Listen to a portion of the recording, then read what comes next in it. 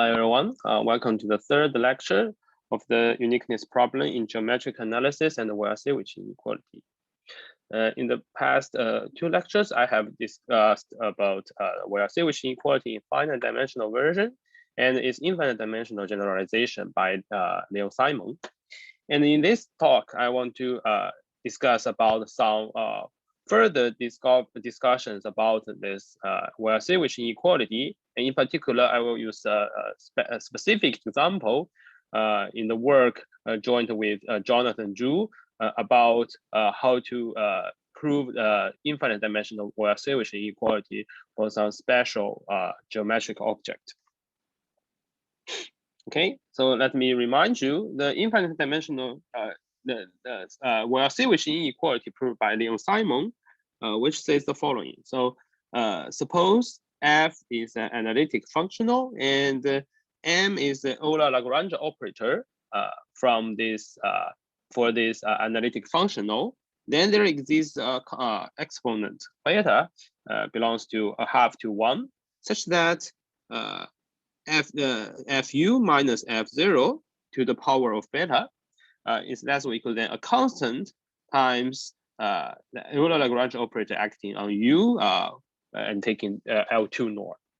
Of course, this is the local theorem, namely, this is only this inequality holds for a small neighborhood of the of 0, where 0 we assume that it is a stationary point of the f analytic functional.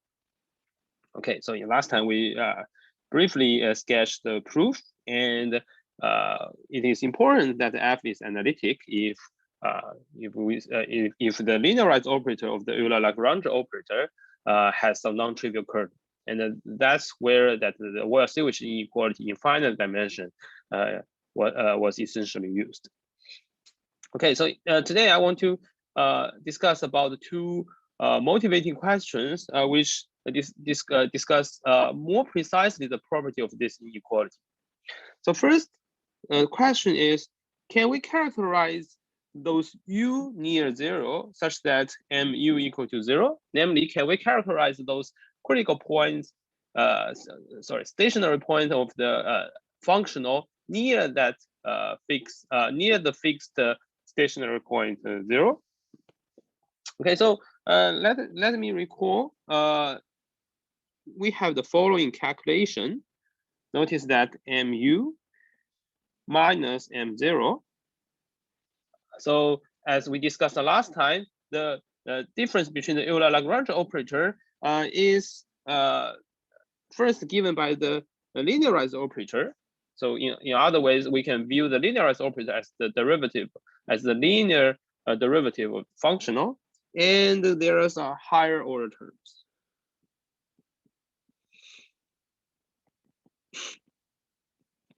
Okay, so if we have a sequence of ui converges to 0, and they are all the stationary points of the functional, namely the Euler-Lagrange operator acting on ui equal to 0, then we can pass into a limit after appropriate normalization. We can get, because this is always 0, the difference between mu and m0 is always 0, and these are higher order terms. Then after some appropriate normalization, we get sections belongs to L sections. Let me call them sections V belongs to the kernel space of L. Oops.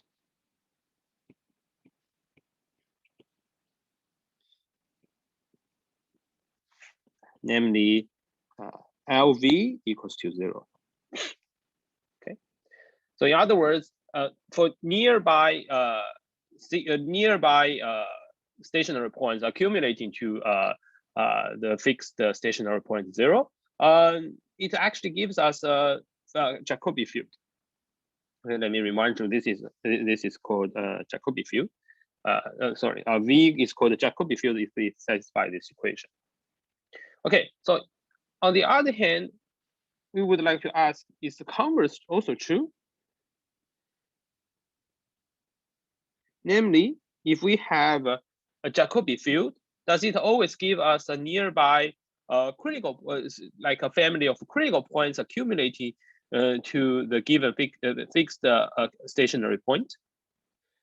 So let me give you an example. So think of the following example.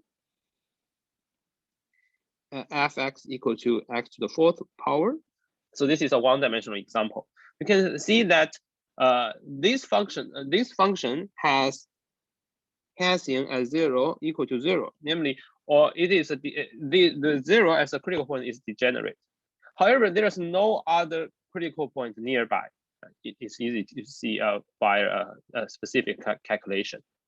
So this tells us that even we have some, even a linearized operator has a non-trivial kernel, like in this finite dimensional case, means that the Hessian is degenerate. It does not mean that it must have a stationary point nearby. Okay, so this is one question. So even we know the information of the linearized operator, say we know the kernel of the linearized operator, does we know that the distribution of the stationary points near the fixed stationary point? Okay, for the second question is what is the exponent beta here? Okay, so in the Lojasiewicz inequality, we know that there exists a beta between a half and a 1. But what's the specific value of it? So let me again use a one-dimensional example to give you some feeling about how would the exponent looks like. So in one-dimensional case,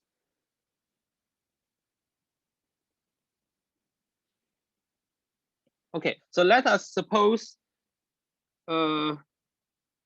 fx equals to f0 plus some ak to the power of xk plus ak plus 1 to the power of xk plus 1, and so on.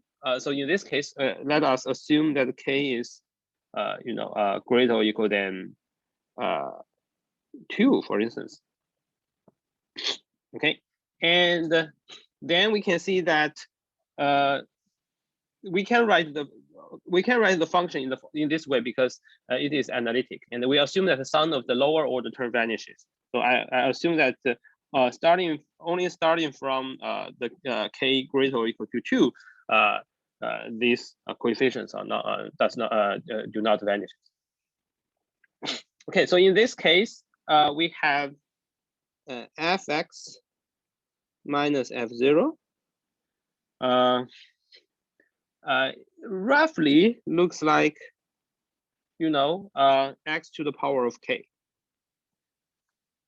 Oh, by the way, here I want to mention that I can assume that k is greater or equal to 2 because if a1x term does not vanish, then 0 is not a critical point.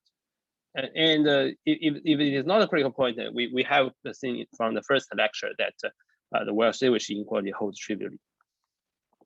Okay, and so here we have fx minus f0 is roughly the order of x to the power of k, and gradient xf, we just differentiate this Taylor expansion, and we can see that it roughly has the order of say x to the power of k minus 1. Right? After differentiate, the lowest non-vanishing term becomes the derivative of this term. And this inequality implies that implies what? This implies that fx minus f0 to the power of k minus 1 over k is less or equal than x gradient xf, gradient f at x. So this implies that the beta equals to k minus 1 over k. Okay, so this implies that the exponent beta more or less can be obtained by studying the Taylor expansion. And in the expansion, we can see that the beta roughly corresponding to the lowest degree term, which does not vanish. So this implies, so both questions seems to rely on higher order expansions in the Taylor series. For instance, in the first problem, for instance, in our example, you can see that although the Hessian vanishes, the fourth order derivative of this function does not vanish. So you can see that can be viewed as there is a order 4 obstruction does not allow the function to be to have other critical points in the specific direction. Here we have a degree k term can be viewed as a kth order obstruction does not allow the function be critical nearby at some nearby points. Okay, so both questions rely on higher order expansions, and this is actually the starting point of some exploration of the Lojasiewicz inequality and the related questions near some specific geometric object. Okay, so I'll describe one example, which was what we studied in one of our paper, and the example is called Clifford self-shrinkers. And this is a self-shrinker, the K sphere product with another K sphere, the K1 and K2 can be the same, can be different, and this is submanifold in a higher dimensional space. The capital N can be as large as you want. And the radials here are designed to satisfy a certain equation, which is what we call the self-shrinkers equation. So let me give you some background on self-shrinkers. A submanifold sigma inside the Euclidean space is called a self-shrinker if it satisfies the equation x perpendicular over 2 minus h equal to 0. Okay, so here let me briefly explain what they are. So x is the position vector because this is a submanifold in the Euclidean space. Its position is a vector in the Euclidean space, and this perp implies the projection to the normal bundle. Okay, so we just subtract the tangential direction and only keep the normal direction. And h is the mean curvature vector. So in our convention, it is minus the trace of the second fundamental form. So there are also some other contexts that use trace of the second fundamental form. And then the choice of the definition will be up to your sign, but only up to your sign. Okay. So self-shrinkers are stationary points of a special functional called the Gaussian functional. Gaussian functional, which is defined to be the integral over sigma e to the power of minus x squared over 4, and integrate its volume form of sigma. Okay, and one can check that this is actually a analytic function. And moreover, self-shrinkers are singularity models of mean curvature flow.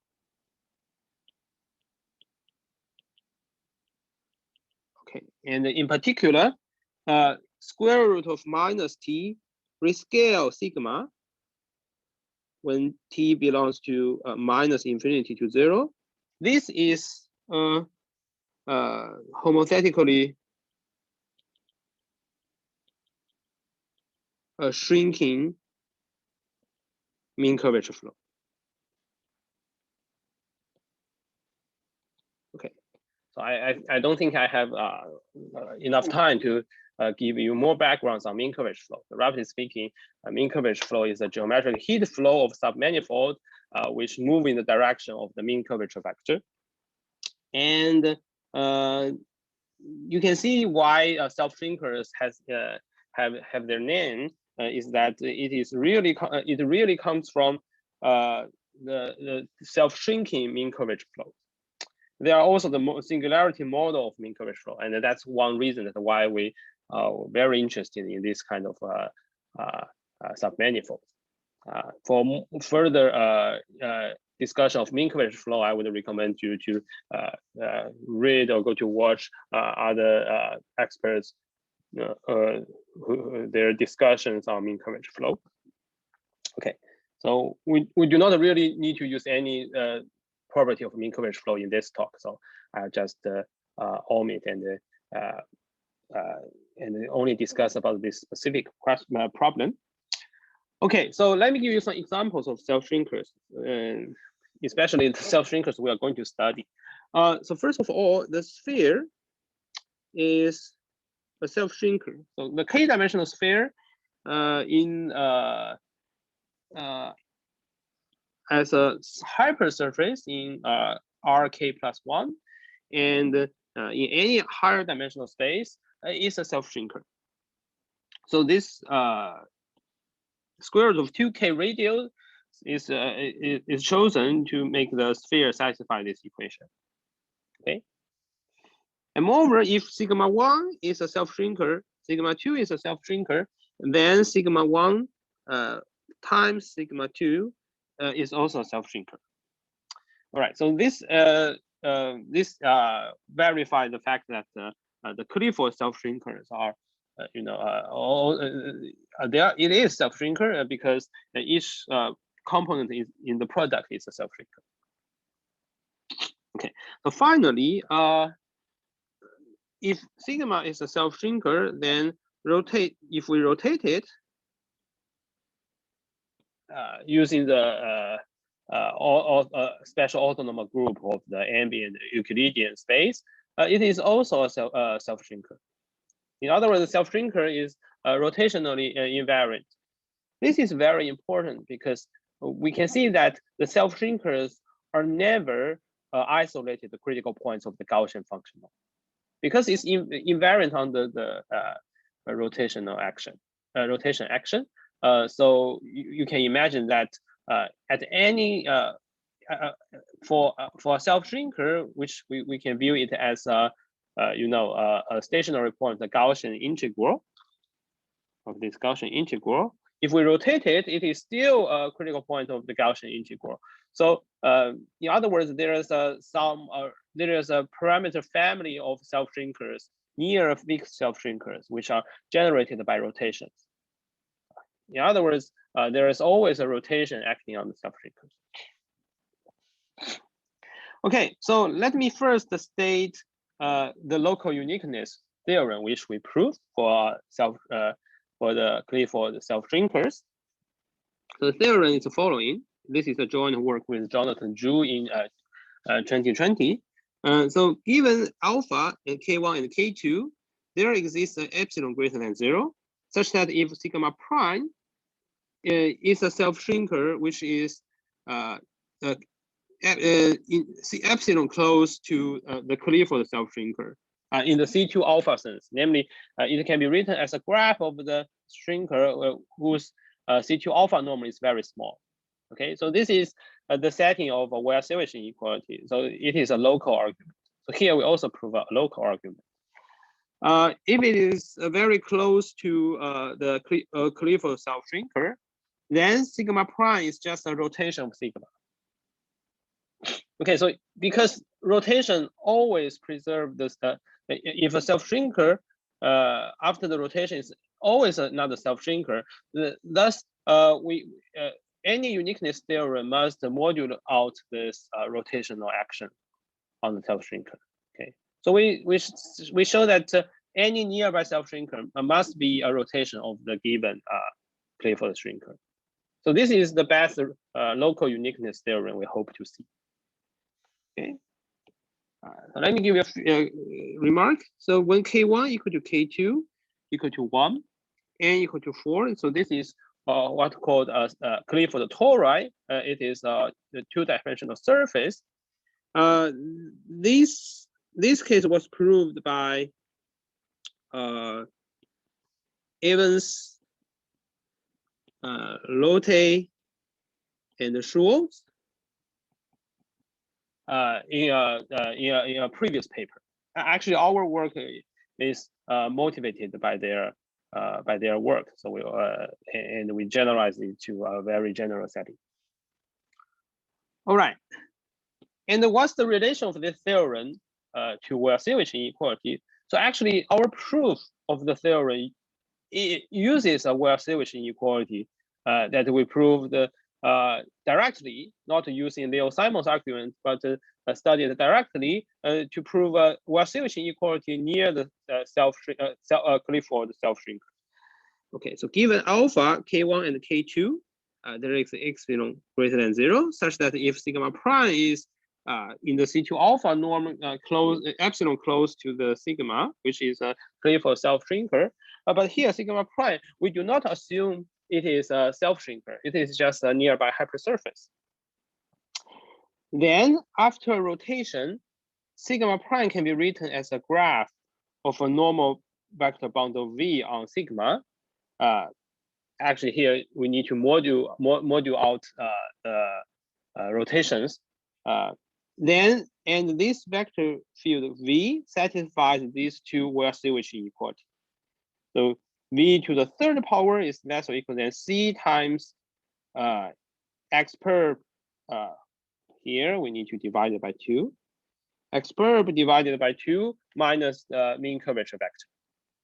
Evaluated the sigma prime. So here I want to mention that this is exactly the Euler-Lagrange operator of the Gaussian function. Okay, and we actually proved 2 different versions. One Lojasiewicz inequality for for Holder norm, another Lojasiewicz inequality for the Sobolev norm. Okay, and I want to emphasize that this is actually the Lojasiewicz inequality of first kind, and using the same idea as we discussed in the first lecture, we can use it to derive Lojasiewicz inequality of the second kind, which is a Lojasiewicz inequality we proved the last time. And it is also the Leo Simon's original Lojasiewicz inequality. Okay, and the first theorem here is a consequence of the second theorem, because if sigma prime is a nearby self-shrinker, if sigma prime is a self-shrinker, then it satisfies the self-shrinker equation, and this is 0. This is 0 implies that this V must be 0 section. And this vector field V is a 0 vector field, implies that the sigma prime must be sigma. They must be identified with each other. That's after a rotation, sigma prime is just a sigma. Okay, so this is what we prove in the paper and how it relates to Lojasiewicz inequality. And I think one interesting thing here is that we do not use Leo Simon's argument, and we get a specific exponent of the Lojasiewicz inequality here. So we know that the exponent in the first Lojasiewicz inequality is 3, which implies that the second Lojasiewicz inequality has exponent. I think it's 3/4. Okay, so before I briefly tell you the idea of the proof, let me first introduce some setting specifically for the Clifford self-shrinkers. Let me recall that in the study of Lojasiewicz inequality in infinite dimensional space, it is important to know to know the property of the linearized operator and its kernel. Okay, that's what we want to study. So for general self-shrinker, the linearized operator equals to the Laplacian. This is the intrinsic Laplacian of the submanifold minus a half the gradient in the x perp direction, x tangent direction, plus a half plus the summation KL AKL inner product with the vector field, then AKL. So here AKLs are second fundamental forms. So here we actually pre-choose orthonormal basis, and this definition actually is a coordinate free. So this is how we this is a self-shrinker linearized operator. Okay, and on a Clifford self-shrinker, there are some nice things happen. The first thing is that Clifford self-shrinkers, because they are product of spheres, there is no x tangential term, and the second fundamental form on a sphere is easy to express. So after all, we can write it that for a Clifford self-shrinker, the linearized operator equals the Laplacian plus a half times the projection n1 plus projection n2. So here ni is the normal vector field on SKI square root of 2KI. Okay, so it is just the normal vector field on the each sphere component vector. Okay, because we can explicitly write down this linearized operator on the Clifford self-shrinker, we know very well about what the Jacobi field looks like. So first of all, the space of Jacobi field, namely the kernel space of the linearized operator, consists of all those infinitesimal rotations. Okay, because as we discussed before, any rotation of a self-shrinker is another self-shrinker. So we can find,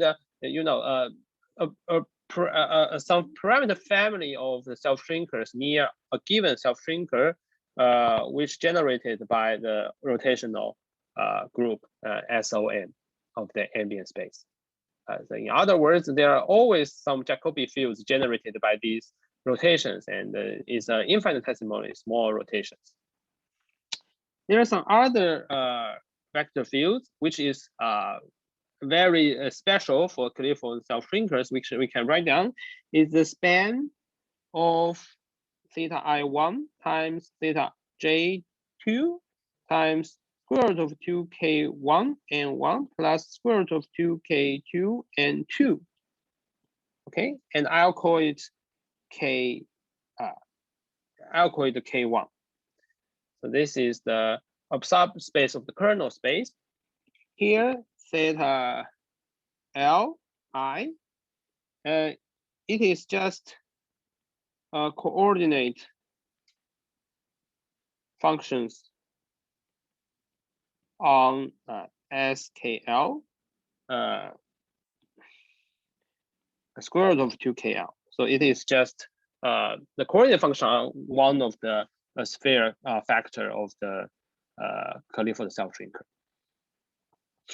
Okay, so in other words, there are two types of the Jacobi fields. For the first type of the Jacobi fields, we know that they are nearby self-shrinkers, namely the stationary point of the Gaussian functional, generated by these Jacobi fields. And what about the second type?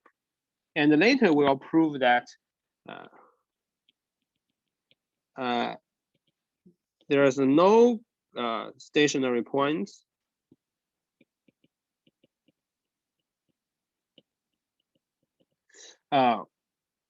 will be generated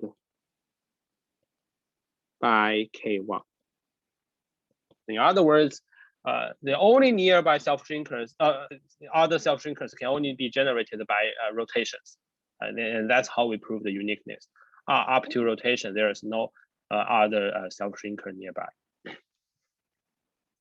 Okay, so let me give you two pictures about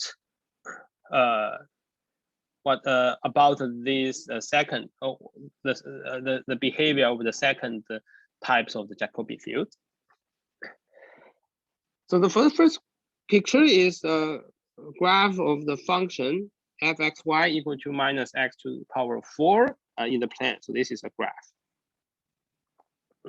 All right, and one can see that at a critical point, so this red line illustrate all the critical points. So any one of it, we can see that at any critical point,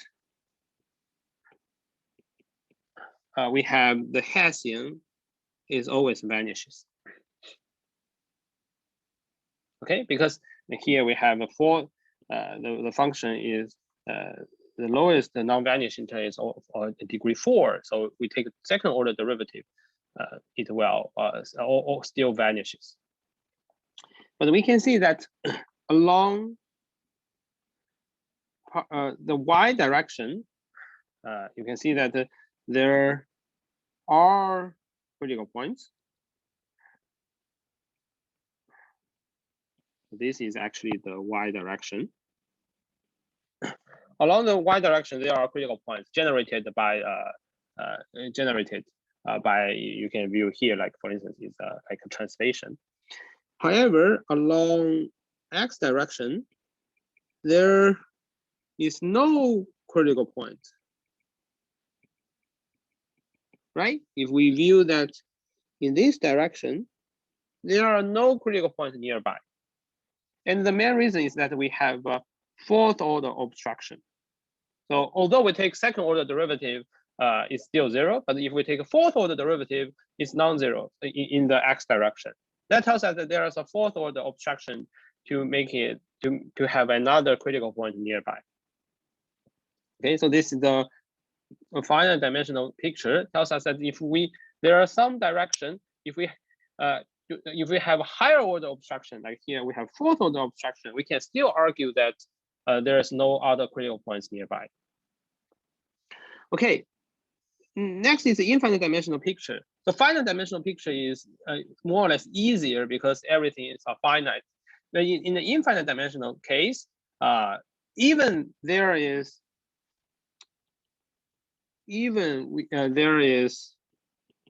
a higher order obstruction,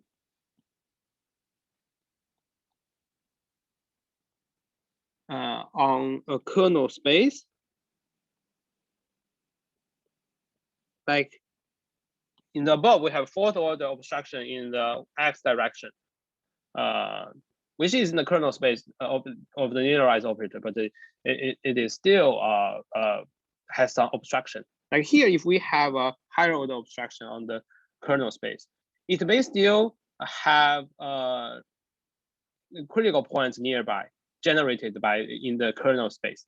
And the idea is actually I pictured here with the blue dots, and the blue dots implies that there are some points near the kernel space, and it approach more and more close to the kernel space, right? It becomes more and more close, or we say that it has a larger component on the kernel space. For instance, a larger projection to the kernel space. However, we only have the kernel space obstruction exactly on the kernel space. So there is no critical points exactly in the kernel space, but it has some critical points near the kernel space because the non-kernel direction, which is infinite dimensions, can balance those higher order obstructions. Later, we'll give you some explicit computation to see why this is true. Let me write it down. So non-kernel direction can balance the obstruction in the kernel space. So we do not only want an obstruction in the kernel space, but we also need to rule out the case that some nearby non-kernel the points not exactly in the kernel, but have some kernel component will not also generate critical points. Okay, so this is very different because in infinite dimensional space, you don't know that what happens in that infinite dimension complement of the kernel. Okay, so in order to be more precise about the second point I just mentioned, I want to discuss a formal Taylor expansion. So let me write down a formal Taylor expansion. So suppose there is a vector field V on sigma, which is the Clifford self-shrinker. Again, actually, this idea works for a general geometrical object. So we can formally write on the Taylor expansion. This is only formally because this is an infinite dimensional space. So if we want to say that something works, then we should be very careful because there's a lot of differences between infinite dimensional space and finite dimensional space. So this Taylor expansion at this moment is just formally. Okay, so MV, we can formally write it down that it equals to dg V plus a half of E squared G V plus 1/6 D3 G V and so on. So here DGK is just a symmetric K linear map. Okay. And what we know is that this DG, which is the first order, which is the first order term here, actually should be the linearized term. So it equals to DGV, actually is exactly LV, which is the linearized operator acting on this vector field D. Okay, so now suppose we have an obstruction for the kernel. So suppose K1 has a second order obstruction. So in practice, what we after some computations, we can show that on the Clifford self-shrinker, actually the Jacobi fields modulo the rotations has a third order obstruction. But here I only want to illustrate what could be wrong. So if the kernel space has a second order obstruction, namely d squared G U is non-zero for U inside the space kernel space K1, which is the kernel space modulo the rotations. Okay, so we can write down V equal to U plus H, where U is the projection of V into this kernel space. Then we have the following calculation. So now MV becomes LH. It should be LH plus LU, but the U is in the kernel of the linearized operator, so it vanishes, plus some other terms. So here is UU. Since it's a two linear map, we can decompose it. UH plus a half of D squared HH plus even more. Okay, so the point is that although we have an obstruction here, this is a term that we have assumed that it does not vanish, right? However, we also have such a term LH, and they can cancel with each other.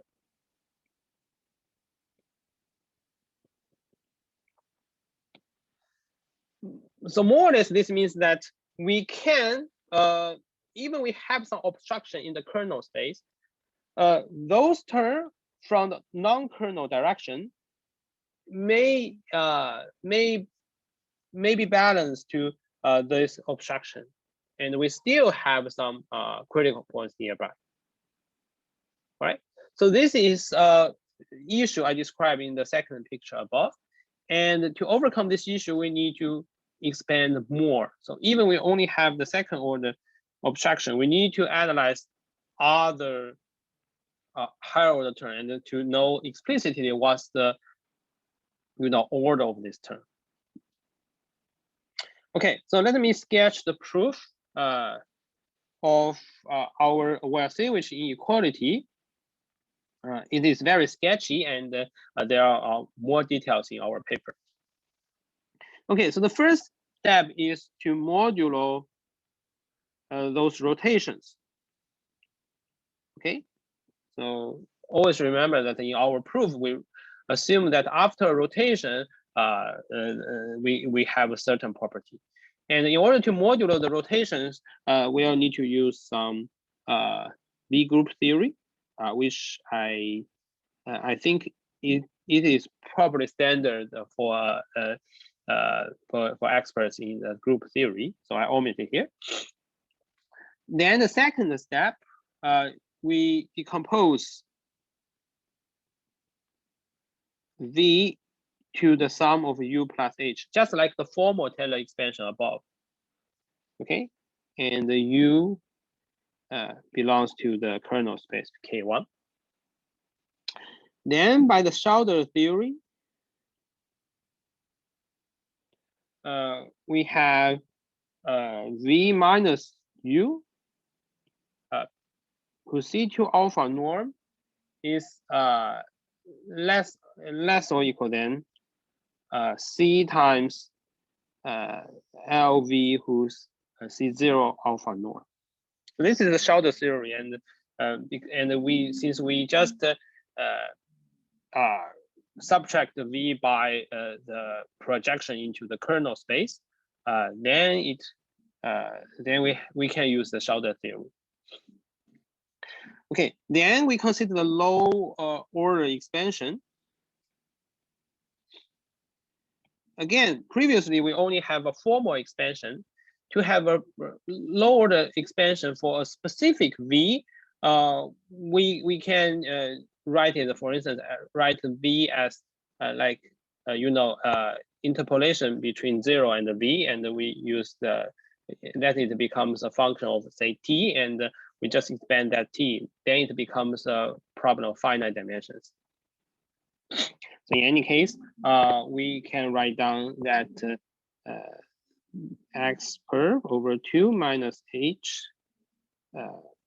minus LH. Let me scroll back up.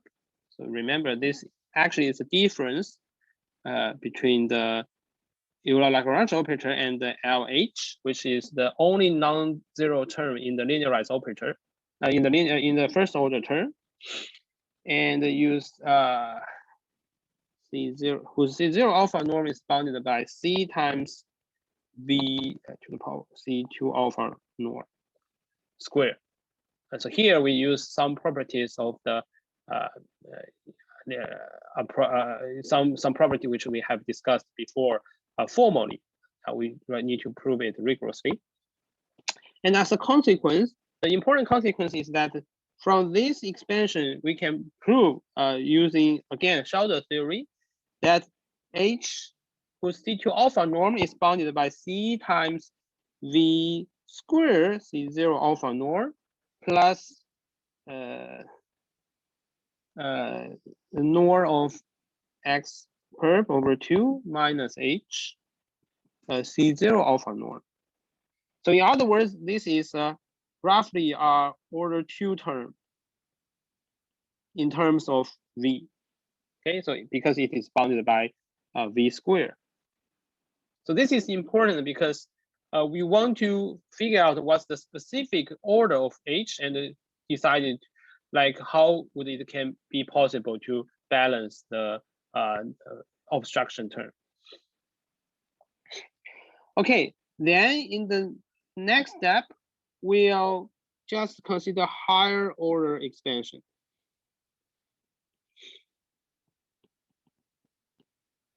So similarly, we have, X perp over 2 minus H minus LH minus a half D squared phi UU, where here D squared phi is actually the second order expansion of the Euler-Lagrange operator.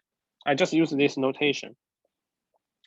And the point is that again, using the similar argument as the Taylor expansion we have discussed before, we can show that this C2 alpha norm is roughly an order 3 term of the C0 alpha. So they are higher order term. So now we have the following two cases. So if you know LH plus a half is square phi UU has order like less or equal than 2, then x perp over 2 minus h roughly has order 2. Because this thing has order 3, the rest of the terms has order 3, and this term has order 2. So this and this term must have order 2. And then we are done, because then this shows that the Euler Lagrange operator is roughly like equals to like c times v square. And it's bounded, it bounds v square.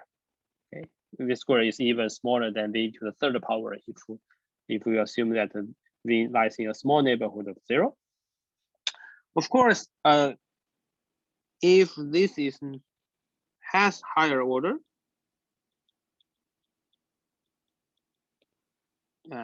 has order greater than or equal than 3, then we can further decompose H. We can write H equals to W plus H prime, where LW balance the second order term here. Okay, and then similar to the second step, where how we obtain the order of H itself, we can see that H prime has order 3. So it is roughly comparable to V to the power of 3, whose V to the C0 alpha norm to the power of 3. Okay, so then we know the explicit order of some part of V, because we further decompose H, namely we further decompose V. This tells us that we know we have further information about the order of the terms inside this decomposition of V. And now we'll just repeat this. And then we'll consider about the third order expansion and consider about the difference between the Euler Lagrange operator and the up to third order expansion of the Euler Lagrange operator in the Taylor formula, and the rest of them has higher order term. And if we can show that at some moment that the rest of the up to third order term, all the sums has order bounded by some specific given one, then this Euler Lagrange operator would have order 2. And then very fortunately, by explicit computation, we can see that if we expand it to order 3, we have like the difference between the Taylor the up to third order expansion of the Euler Lagrange operator has order less or equal to 3. So similar to the argument here, we know that the Euler Lagrange operator who's acting on the V, whose C0 alpha norm is exactly has order 3. So it bounds V to the C0 alpha norm to the power of 3. Yeah, and yeah, maybe I'll aware that here we have a C2 alpha or C0 alpha. Okay, so this is the specific proof for a Clifford self-linkers. Actually, in the proof, there are a lot of very tedious computations, and it's very lucky for us because we found third order obstruction. For a very general object, maybe there will be like higher order obstruction, like has very high degree. Then it would be a hard task to figure out. But theoretically, we can always use the same strategy to show that they are isolated modular rotations. Okay, so that's all I want to share with you, and thank you very much for your attention. I'm glad if you have any questions, and we can discuss about questions in the Q&A session, and we can communicate by email. Thank you very much.